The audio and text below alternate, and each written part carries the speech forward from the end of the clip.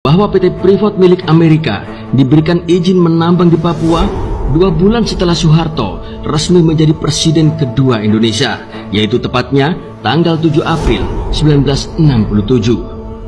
Tahukah kamu bahwa saat PT Freeport mendapat konsesi lahan pertambangan yang seluas 2,6 juta hektar, yaitu antara tahun 1991 hingga 1995, suku Amungke dan suku Komoro harus pindah dari tanah leluhurnya dengan pergantian tanah 0 rupiah.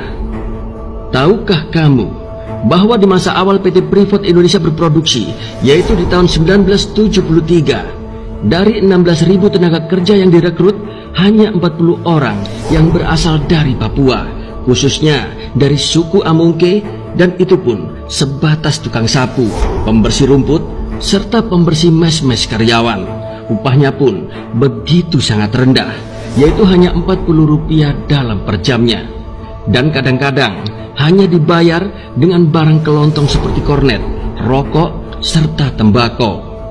Pembayaran dalam bentuk barang ini menurut PT Freeport Indonesia sudah sesuai dengan permintaan pemerintah Indonesia sendiri kala itu. Tahukah kamu, bertahun-tahun warga Papua hanya bisa melihat hasil kekayaan alamnya dirampok oleh asing, sementara pemerintahan Orde Baru terlihat cukup senang meski hanya diberi 9% saham oleh PT Freeport. Tahukah kamu bahwa berdasarkan pemberitaan majalah Prospek tertanggal 13 Juli 1998, PT Freeport telah menyerahkan uang kepada Yayasan Dana Sejahtera yang didirikan oleh Soeharto, yaitu sebesar 20,3 juta US dollar Amerika, bersamaan dengan terbitnya Kepres nomor 92/1996 pada tahun 1996 dan tahun 1997. Selain itu, sejak tahun 1980, Presiden Soeharto juga menerima upeti dalam setiap tahunnya, yaitu paling sedikit sekitar 5 juta US dollar Amerika hingga 7 juta US dollar Amerika. Ini berarti selama 17 tahun sejak saat itu, Soeharto sudah mengantongi uang, yaitu sebesar 102 juta US dollar Amerika.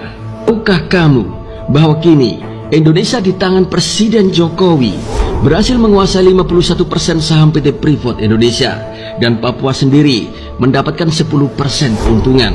Dengan dikuasainya saham PT Freeport Indonesia oleh PT Inalum, Indonesia nantinya akan memperoleh keuntungan, yaitu sebesar 860 triliun hingga tahun 2041. Dan tahukah kamu bahwa semua itu adalah hasil kerja Presiden Jokowi beserta para menteri-menterinya yang tidak mau tunduk dengan tekanan-tekanan dari Amerika. Jadi, kalau selama ini kalian masih berpikir bahwa Presiden Jokowi adalah presiden pelongo-pelongo, lepaskan sejenak otakmu, karena sepertinya ada yang tidak beres di cara berpikir kalian.